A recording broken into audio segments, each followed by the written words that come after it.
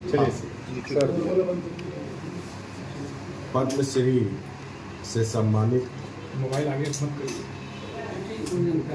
रतन टाटा बात कर रहे हैं। जी का जाना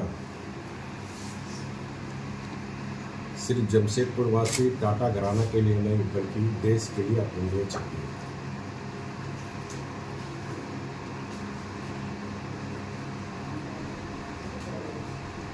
टाटा घराने के विकास में उनका अहम योगदान था और सिर्फ टाटा घराना का ही नहीं बल्कि टाटा घराना के टाटा सन्स के 2 दशक से भी ज़्यादा चेयरमैनशिप रहते हुए उन्होंने देश को एक औद्योगिक शक्ति के रूप में उभारने का काम। मेरा सौभाग्य है कि एक मजदूर के रूप में टाटा स्टील का काम करते करते मैं मुख्यमंत्री बना और जब मोमेंटम झारखंड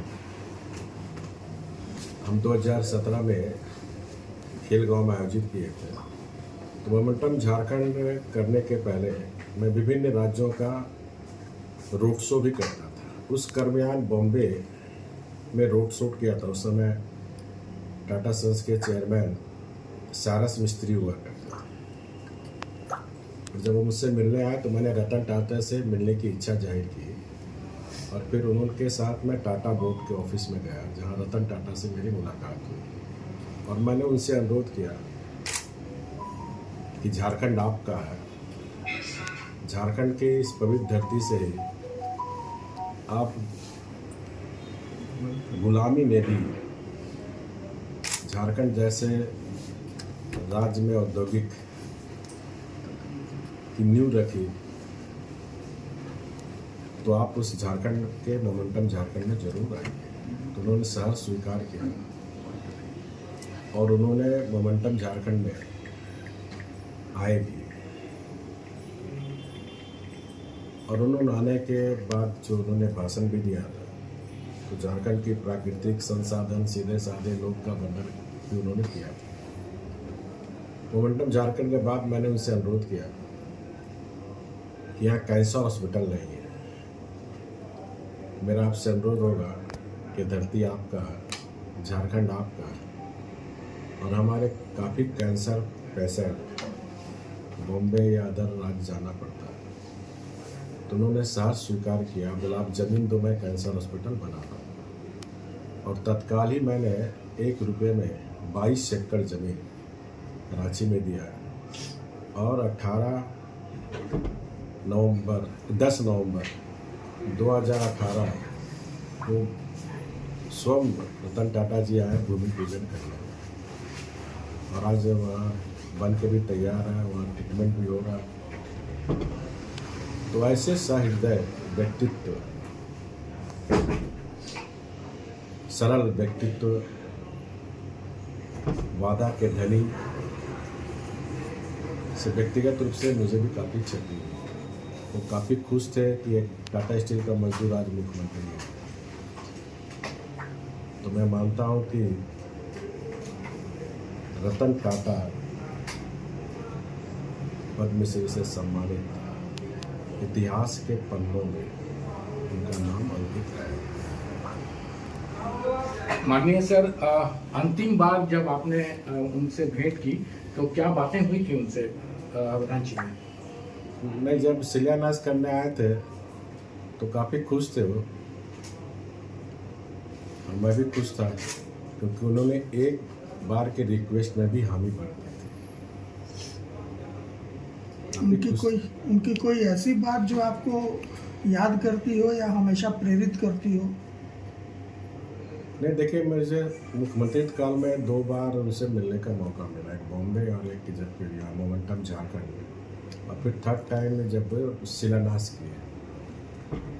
तो देखिए, उनके मन में गरीब जनता की सेवा करना, परोपकार की भावना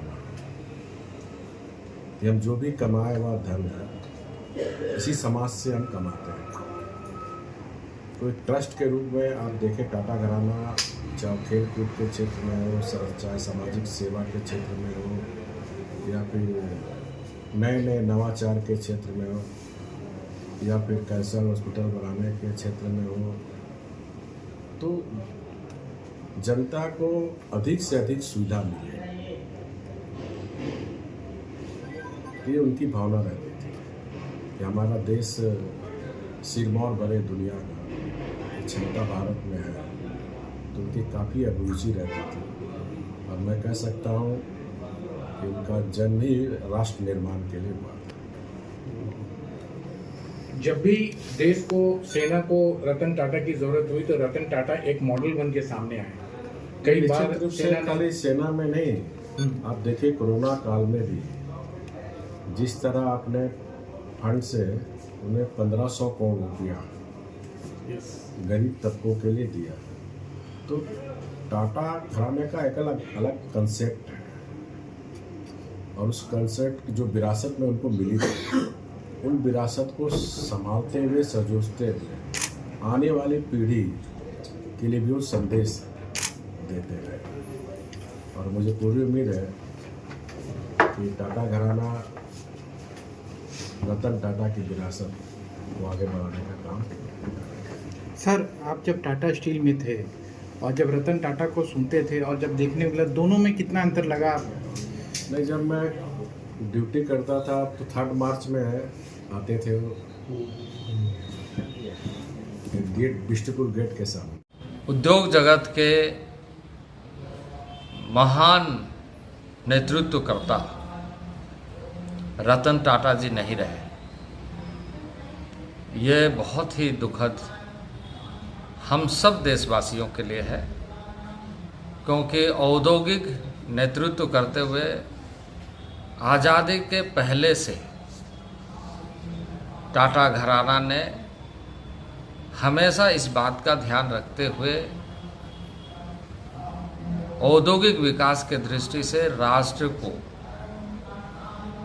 लगातार न केवल एक औद्योगिक परिचय, रोजगार, बल्कि सामाजिक सेवा में आज बहुत सारे शोध के कार्यों में टाटा का बहुत बड़ा योगदान है। वैसे नेतृत्वकर्ता रतन टाटा जी आज हमारे बीच में नहीं रहे, यह हम सब के लिए दुखद है। और मैं व्यक्तिगत क्षति इसलिए मानता हूँ कि उनका जो एक बहुत बड़ा संबंध टाटा घराने का वो जमशेदपुर से रहा, झारखंड से रहा है। मुझे याद है जब टाटा लीज के ऊपर में चर्चा हो रही थी तो कई राउंड की चर्चा उनके साथ हुई और हमने उनको इस बात का उल्लेख करते हुए चर्चा के दौरान कहा कि झारखंड में न केवल औद्योगिक विकास बल्कि झारखंड जिस उद्देश्य के लिए बना है उस उद्देश्य को पूरा करने के लिए शिक्षा और स्वास्थ्य में भी एक बुनियादी जिम्मेदारी पूरा करते हुए टाटा का योगदान होना चाहिए। और उसको उन्होंने सहस्र स्वीकार करते हुए कहा कि हम लगातार यह प्रयास करेंगे कि झारखंड में हमारा सामाजिक सेवा का कार्य अधिक से अधिक हो। ऐसे महान विभूति के चले जाने से हम सभी मर्माहत हैं और मैं उन्हें सच्ची श्रद्धांजलि अर्पित करता हूँ। उद्योग जगत के महान नेतृत्वकर्ता रतन टाटा जी नहीं रहे। ये बहुत ही दुखद हम सब देशवासियों के लिए है, क्योंकि औद्योगिक नेतृत्व करते हुए आज़ादी के पहले से टाटा घराना ने हमेशा इस बात का ध्यान रखते हुए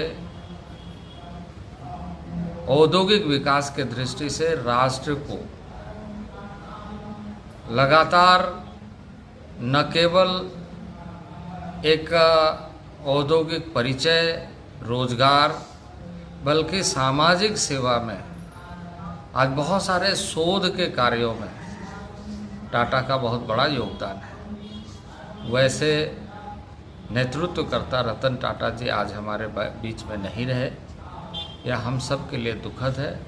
और मैं व्यक्तिगत क्षति इसलिए मानता हूँ कि उनका जो एक बहुत बड़ा संबंध टाटा घराने का वो जमशेदपुर से रहा, झारखंड से रहा है।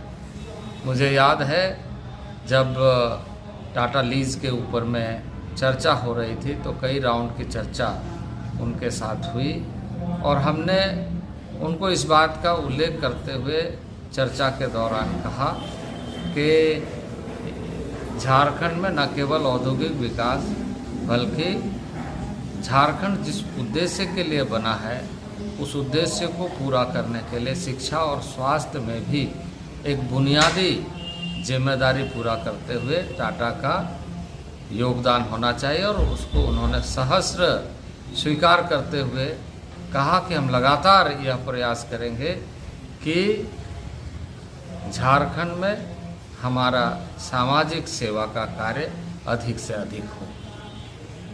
ऐसे महान विभूति के चले जाने से हम सभी मर्माहत हैं और मैं उन्हें सच्ची श्रद्धांजलि अर्पित करता हूँ। रहे कई कार्यक्रमों में आप साथ में रहे। तो देखिए, ये जमशेद जी नौसेरवान जी टाटा की एक कर्मस्थली है जिसको विश्वव्यापी सोच के साथ उन्होंने बनाया था। उसी विरासत को JRD टाटा साहब ने आगे बढ़ाया, उसी विरासत को रतन टाटा जी ने आगे बढ़ाया। और ये भी कटु सत्य है कि जन्म मृत्यु अकाट्य सत्य है, जो आया है उसको जाना है। निश्चित तौर पर हम लोग दुखी होते हैं, लेकिन कहते हैं कि जिंदगी को सबने देखा, मौत की किसे खबर, आती है मुक्ति बनकर नींद का ये लंबा सफ़र, न इसकी कोई मंजिल है न इसकी कोई डगर, मौत कुछ और नहीं जिंदगी का नया सफ़र। तो मैं परमपिता परमेश्वर से प्रार्थना करता हूँ कि उनको अपने श्री चरणों में स्थान दे और जो नए सफ़र पे वो गए हैं उसी अदम्य योद्धा की तरह जिस तरीके से उन्होंने सरलता सहजता के साथ औद्योगिक घराने में इतनी मजबूत पकड़ बनाई और एक अद्भुत व्यक्तित्व के धनी व्यक्ति जो बहुत सरल सहज थे और शिखर तक पहुंचा दिया उद्योग को। जहां इस्पात जितना कड़ा चीज़ बनाते थे उतना ही वो नरम हृदय के व्यक्ति थे। तो ऐसे व्यक्ति का जाना हम सबों के लिए अपूर्णीय क्षति है। मैं उनको बहुत दिल की गहराइयों से उनके प्रति श्रद्धा सुमन समर्पित करता हूँ और परमपिता परमेश्वर से प्रार्थना करता हूँ कि उनका अगला जीवन पुरुषार्थ का जीवन बने और जो पूर्व का जीवन है वही जीवन आगे भी उनका जीवन का एक रूपरेखा हो और माँ भारती की जिस तरीके से उन्होंने सेवा की है भविष्य के भी माँ भारती के इसी तरह के लाल वो बने रहें।